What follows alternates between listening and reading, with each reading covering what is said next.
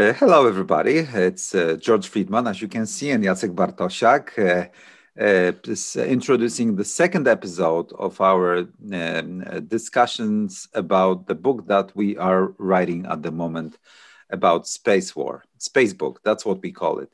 George, where are we now with this book? What's the main story now? Well, we've struggled through the question of who writes what. And the main story is the intimate connection between space and Earth, which we're going in deeper. In other words, space is a brand new technology. It creates a new reality, but it's still something that affects our everyday life in peace and in war. I think that's the most important thing, that this is not some fantasy world up there that lives by itself. This is the very real world, and the real world has wars and peace and everything else. And that's, I think, where we are talking about the flows of power, for the flows of money, the flows of life itself, and the intersection between that and space. Mm-hmm. What I found utterly convincing when George proposed recently that when thinking about the last chapter of the book, that we should write about daredevils, audacious people, brave men, driven by greed. Let's not be afraid to use those words: greed and seeking the investment, money that will be probably ruthless. And who will be those people? Who will be the people of this new space era, just like there were people of industrial era or settlement era in the United States? George? Well, think of Homer. Homer wrote about the wars. And in these wars, there were heroes, there were cowards, there were thieves, there were women who were there for many reasons. War was a microcosm of life.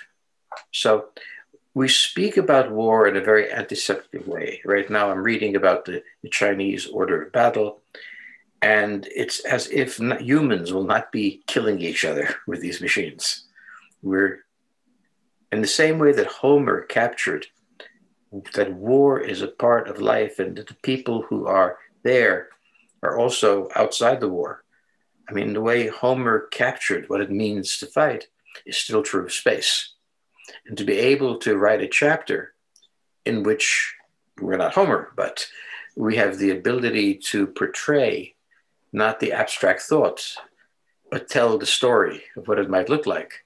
That's something that we have pleasure to do, and we're going to do it.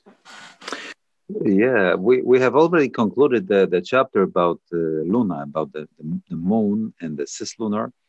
And it struck me when we were describing what sort of people who would be colonizing Luna would be.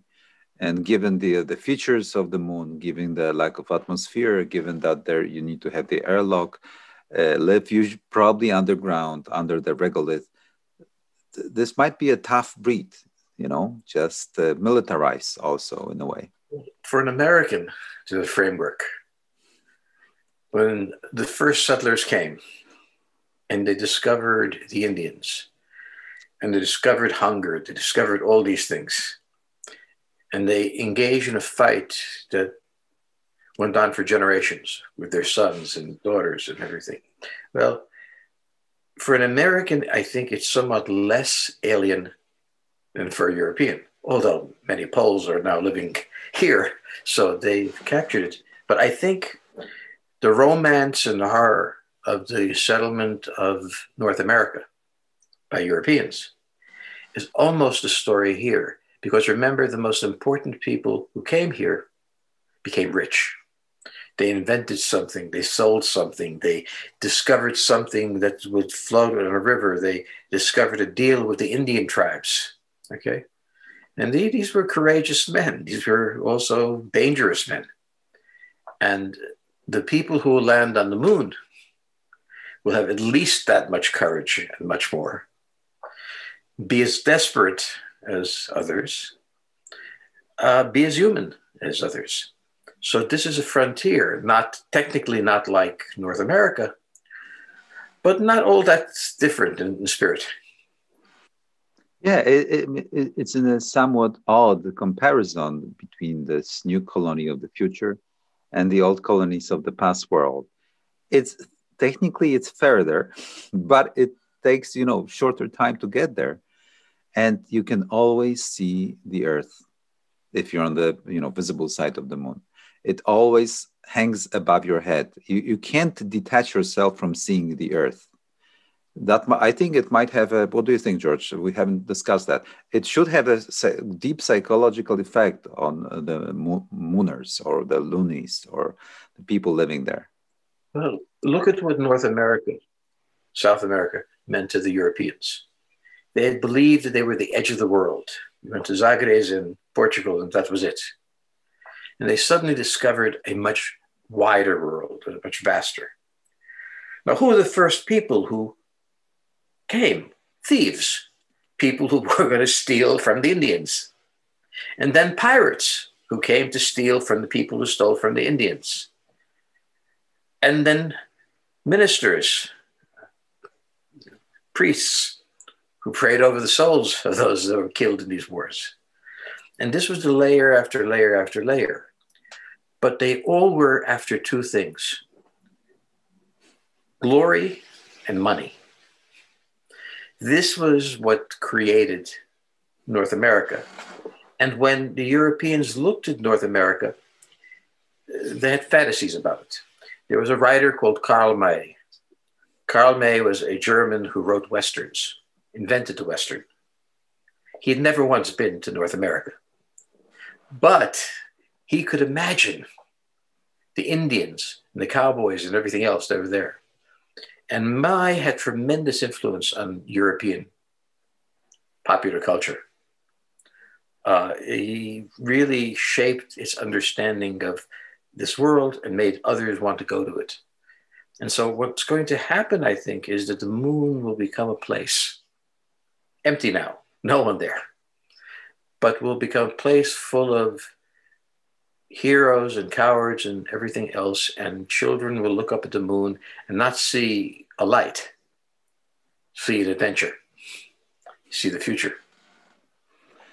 Yeah, and if we have a layer after a layer, that will create a system, a new economy, exchange, money for something, trading this item for another item. And this will be a cislunar, our space cradle, from where the humanity will move further. And someone will have to patrol this area. Who will do it, George? Well, the French and the English and the Spanish fought for a long time. And then the Americans rose. So the way I would put it is, whoever rules it at first, it will not be ruling it in the end. Moon will have citizens. They will live below the surface. They will have the water to make crops with underneath it. They will be living a life.